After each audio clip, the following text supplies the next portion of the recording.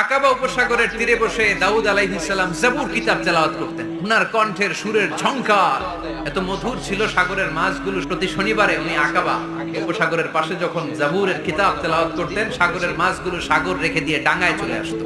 এজন্য আল্লাহ বললেন, খবরদার, শনিবার এলাকাতে মাছ শিকার করা আমি হারাম ঘোষণা করলাম। এবার দাউদ আলাইহিস সালামের কওমের লোকেরা কৌশল করা আরম্ভ করে দিল। তারা বলল, আল্লাহ বলছে শনিবারে মাছ ধরা হারাম, খবরদার আমরা মাছ ধরবো না, তবে শনিবার আমরা বেড়া দিয়ে রাখবো।